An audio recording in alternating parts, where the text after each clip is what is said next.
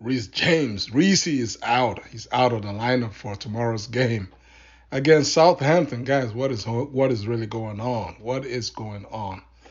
Before I continue, please subscribe to this channel for daily Chelsea content.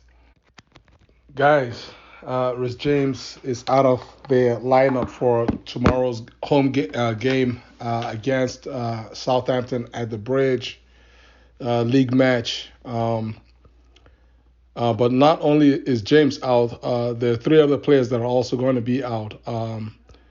That includes Thiago Silva, Hakim Ziyech, and Mark Cucurella. So that's going to be four players that started our last game against Dortmund are going to be out of the squad and entirely. No other information was given, so we just have to presume that it's just for rotation purposes. I mean, you all already know Potter has a bloated squad of over 30 first team players. So yeah, somebody is only but so many players that you can put on the bench, and so at some point in time, some of these players are going to have to um, be left out of the game day squad. So that's where that is. So I know there's some gloom and doom out there, folks being concerned whether James is injured and so on and so forth. Well, there were pictures earlier today showing that James and even Silva practiced with the team. So there's no, from my point of view, in the absence of any other information pointing to the contrary, I don't see any problems with James. I think this is the right thing to do given his injury, record, and I've been, mentioning this. Like James, his minutes are going to have to be, managed because he's one of our most key, players, and which it's about to be rewarded and, recognized because there's been reports, today that have mentioned that Reece James is being groomed to be Chelsea's next, captain over, within the next 12 to 18 months. So obviously, in 12 months, in 12 months from, in 18 months from now, that's pretty much gonna run us through the ending of next season. And currently our captains are the captain currently is Aspicuelta. Well, he's possibly, if not likely, going to be leaving. He's going to be allowed to leave at the end of this season. If you all recall that Barcelona wanted him bad, and he actually wanted to go to Barcelona, but Tuchel, needed, really, needed his presence in the, locker room, and plus we were a bit short on players at the time, so we know we could not afford to let Aspilicueta leave, and because we already letting uh, um, Alonso leave at the same time. Alonso left, and then we also lost two central defenders in Christensen and Rudiger, and then Alonso left. And if we had let Aspi leave, it would have really caused some issues. So that's how we kind of held on to Aspi for one more season. He's likely going to be gone at the end of the season, and of course, you already know that Silva extended his contract for 1 year. That's going to take him through the end of next season, at which point in time he's going to be, 39 years old. I mean, the old man is an ageless, wonder. But guys, at some point in time, as my people back home say, body no be firewood. So, what it means is, the human body, cannot go on, forever. At some point in time, it's gonna have to, hang up those boots. So what that would do is, because currently our current skipper is Aspil Quelta, and our vice captain is Thiago Silva. So those two chaps probably might likely be gone by the end of next year. So that's going to leave a leadership void. And so Reece James is looking like he's going to be the next man, following in the footsteps of Mr. Chelsea himself. JT, following the footsteps of JT to be the next chap.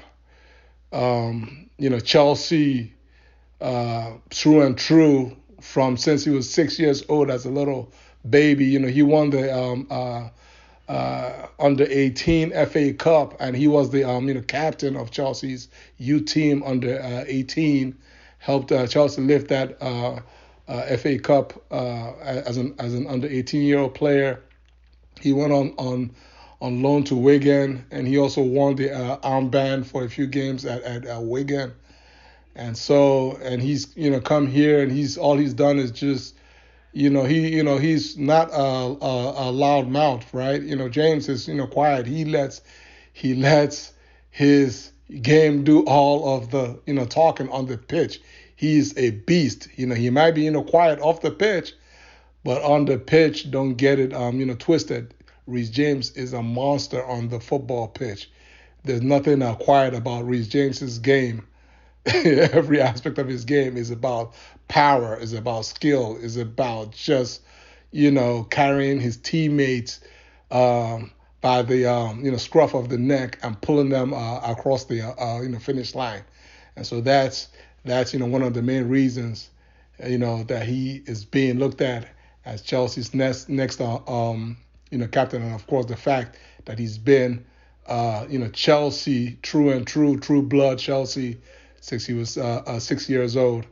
And so we all looking forward to Reece wearing that beautiful armband across his left bicep. Is going to look real nice next season. And then so let's move on to my predicted lineup. I don't expect Potter to go with my lineup because, well, it's my lineup. Without much ado, obviously I'm going to make some changes because obviously we have like 4 players out. That definitely means it's going to be changes, and then there's still going to be some more changes on top of those changes from my point of view. Let's jump right in. It's going to be Potter's 4-2-3-1. In goal, I'm going to have Kepa. He's been doing the job. There's no issue there. At left back, I feel like it's likely that Ben Chilwell will start, especially with Cucurella out. Potter was asked during a press conference about whether Chilwell's injured or anything because he was subbed off after an hour in Dortmund, and he said there was really not much of a problem, that he's really back. Both Chilwell and Sterling are actually back, so I expect Chilwell to start. Our two center backs are going to be Badashil and Koulibaly, who for me did not put a foot wrong in Dortmund, and he was very, very unlucky. He really should have had the equalizing goal, which he deserved, because you all can tell that he played very well in Dortmund.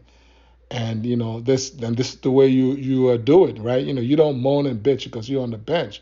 You just put your head down. Obviously, Cooley is a leader and he's a veteran. You put your head down and you just keep working hard. That's the only way to work yourself back onto this football field.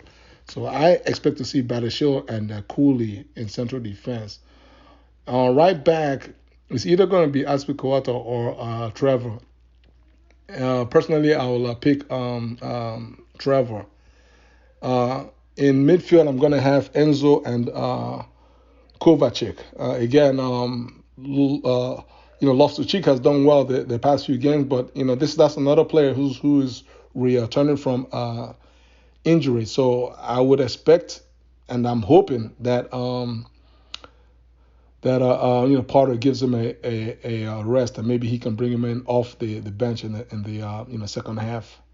Our band of 3 on the left, I'm gonna have Mason Mount start the game as opposed to Modric. I don't have anything against Modric, but hey, this is Southampton. Modric has played the last few games. Mount really hasn't done it, much wrong. This is Southampton. He's our boy, and he, deserves to start a game, here and there. And I expect him not only to start but also to play well, because he's our boy. Notwithstanding the whole issue with his contract. In the middle, in the middle of the band of three is none other than Felix. On the right, Nani Madueke. Obviously, Ziyech is out, and Raheem is just coming back from injury. So I expect Raheem on the bench. I expect Nani to start on the right, and then at lone striker, it's either gonna be Kai Havertz or Fofana. I picked Fofana in my lineup, and I'm hoping and praying that that's what Potter does. So guys, there it is for me. Predicted scores. I mean, I would like to see at least 3 goals from Chelsea, at least 3-0. But I mean, these guys have been struggling to score. Nonetheless, just gonna go ahead and say that Chelsea will win tomorrow 2-0 and snap the long run of bad results and hopefully get us moving in the right direction. Guys, how do you all feel about this? Please comment below, like the video, share, and subscribe. Take care. God bless you all. Peace.